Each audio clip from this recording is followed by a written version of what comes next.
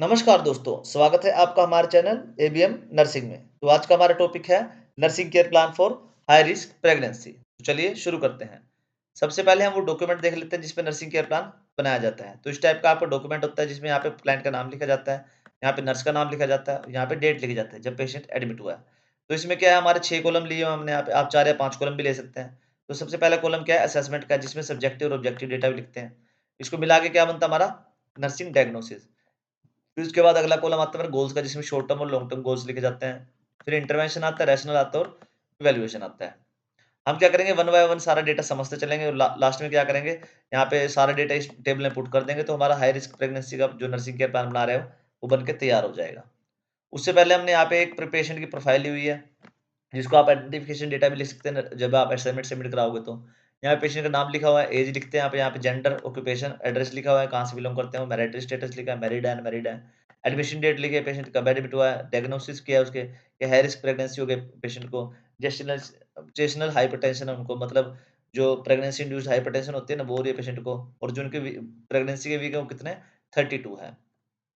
Medical history क्या आ रही है पेशेंट की कि 2 बार उनके मिसकैरेज हो चुके हैं, जो उनके स्वेलिंग की कंप्लेंट है, हाथों पैरों में स्वेलिंग हो गई है और हेडेक भी है पेशेंट को। एलर्जी लिखनी है उनकी कोई है तो, वेट और हाइट ये लिखी हुई है हमने पेशेंट की, ठीक है? ये आपका होगा पेशेंट प्रोफाइल, जिसको हम आइडेंटिफिकेशन डेटा ही बोलते हैं। फिर आज सबसे पहला कॉलम आता है हमारा असेसमेंट का। असेसमेंट में हम लिखते हैं सब्जेक्टिव और ऑब्जेक्टिव डेटा। सब्जेक्टिव डेटा वो होता है जो पेशेंट खुद बताता है हमें, और ऑब्जेक्टिव डेटा कौन सा होता है, जो नर्स खुद ऑब्जर्व करती है अपने हिसाब से, ठीक है? तो पेशेंट क्या बता रहा है, उनको सर दर्द रह रहा है और हैवीनेस रह रही है बॉडी में। उनके हाथों पैरों में क्या है, सूजन आ गई है, और क्या उनका है, ब्लड विजन भी कभी-कभी उनको लगता है, मतलब कभी-कभी उनको धुंधला भी दिखने लग जाता है। ऑब्जेक्टिव डेटा में क्या है कि ब्लड प्रेशर कितना आ रहा है उनका, 150/95 आ रहा है, which is very high. Pregnancy के अकॉर्डिंग देखें तो। एडिमा आ रहा है उनको, मतलब सूजन आ रही है उनके पाँव में और हाथों में। प्रोटीन अगर टेस्ट टेस्ट करा जा रहा है यूरिन का, तो उनके जो उसमें क्या आ रहा है, प्रोटीन बढ़ा हुआ आ रहा है, प्रोटीन आ रहा है मतलब यूरिन में। फेटल हार्ट रेट 140 आ रही है, व्हिच इज़ क्वाइट नॉर्मल।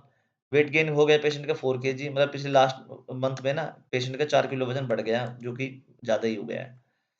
और उसके बाद इनको मिला के क्या बनता है हमारा नर्सिंग डायग्नोसिस।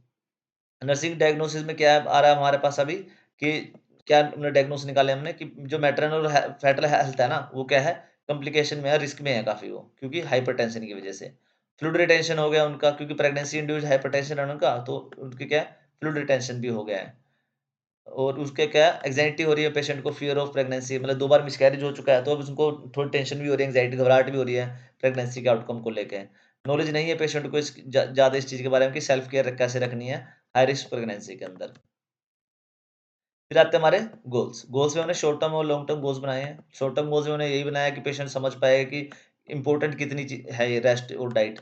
प्रेगनेंसी में रेस्ट और डाइट का ना बहुत इंपॉर्टेंट रोल होता है, तो ये पेशेंट को समझाना अच्छी तरह, तो पेशेंट समझ पाए हम जल्दी से, ठीक है?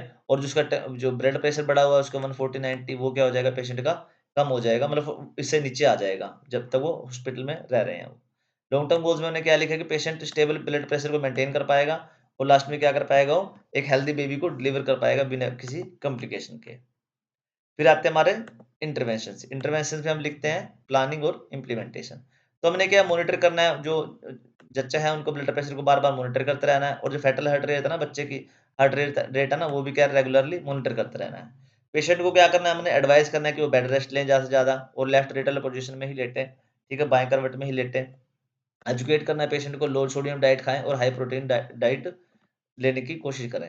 एडमिनिस्टर करना है पेशेंट को कि वो जो एंटी हाइपरटेंसिव मेडिकेशंस होते हैं ना, टेंशन कम करने वाली, वो ले, जैसे डॉक्टर ने प्रिस्क्राइब कर रखी हो। प्रोवाइड करना है पेशेंट को इमोशनल सपोर्ट और काउंसलिंग, ताकि उनकी जो टेंशन हो रही है, उनको घबराहट हो रही है, वो क्या उसके रिड्यूस हो सके। उसके बाद आते हैं हमारे रैशनल्स। रैशनल्स में हम क्या लिखते हैं, जो भी पेशेंट को अभी हमने इंटरवेंशन दिया है ना, वो क्यों दिया है, ये रैशनल्स में लिखे जाते हैं। रेगुलर मॉनिटरिंग कर रहे हैं हम, ताकि जो मैटरनल और फेटल डिस्ट्रेस है ना, वो क्या हो सके, डिटेक्ट हो सके पहले से ही, मतलब कोई कॉम्प्लिकेशन आते हैं तो पहले से हम पकड़ सकें उसको। बाएँ करवट में सोने के लिए बोल रहे हैं पेशेंट को, ताकि उनका ब्लड फ्लो है, जो प्लेसेंटा में ब्लड फ्लो है ना, वो बढ़ जाए, क्योंकि पेशेंट का ब्लड फ्लो वैसे ही बढ़ा हुआ है ना ब्लड प्रेशर, तो इसलिए वो बढ़ाने के लिए उसको ना, ब्लड फ्लो बढ़ाने के लिए उस तरफ में, तो बाएँ करवट में लेटना बेटर रहता है। डाइट कंट्रोल बोल रहे हैं पेशेंट को, ताकि जो हाइपरटेंशन है वो उनकी रिड्यूस हो सके, और जो बच्चे की जो ग्रोथ है ना वो अच्छी हो सके। मेडिकेशन बोल रहे हैं पेशेंट को लेने के लिए, ताकि जो वर्सनिंग हो सकती है ना हाइपरटेंशन की वजह से, वो प्रिवेंट हो सके पहले से पहले। इमोशनल सपोर्ट दे रहे हैं पेशेंट को, ताकि जो उनको स्ट्रेस है वो रिड्यूस हो जाए, और जो कोपिंग पावर है ना चीज़ों से लड़ने की क्षमता है, वो उनकी इम्प्रूव हो सके। लास्ट में आता है हमारे पास इवैल्यूएशन। इवैल्यूएशन में हमने क्या बताना है कि जो भी हमने ट्रीटमेंट दिया ना उससे क्या क्या रिजल्ट आया हमारे पास। तो पेशेंट क्या समझ पा रहा है कि जो रेस्ट की इंपॉर्टेंस है और डाइट की इंपॉर्टेंस है वो कितनी ज़्यादा है प्रेगनेंसी में। पेशेंट का ब्लड प्रेशर 138 और 88 आ गया, वो मतलब नॉर्मल की रेंज में आ गया काफ़ी। जो सूजन थी पेशेंट की हाथों और पैरों में वो भी क्या है कम हो गई है अब। पेशेंट क्या अब जो एंग्शियस एंग्शियस फील कर रहा था ना वो काफ़ी प्रेगनेंसी के लिए को लेके, वो अब कम हो गया उसका। और जो फैटली की कंडीशन है ना, बच्चे की कंडीशन है, वो बिल्कुल नॉर्मल है। तो हमने जो भी डेटा अभी तक समझा था वो सारा हमने क्या किया इस टेबल में पुट कर दिया है। तो ये आपका फाइनली हाई रिस्क प्रेगनेंसी का आपका जो नर्सिंग केयर प्लान है वो बन के तैयार हो चुका है। अगर किसी को इसकी पीपीटी या पीडीएफ चाहिए तो आप मेरे को कमेंट करके बता सकते हैं। तो ओके बच्चों, thanks for watching. Please like share and subscribe ABM nursing. अगर आपको टॉपिक में कोई डाउट है तो प्लीज कमेंट करके बताएं। अगर किसी और टॉपिक पे आपको एनसीपी बनवाना है तो वो भी आप कमेंट करके बोल सकते हैं। थैंक यू बच्चों।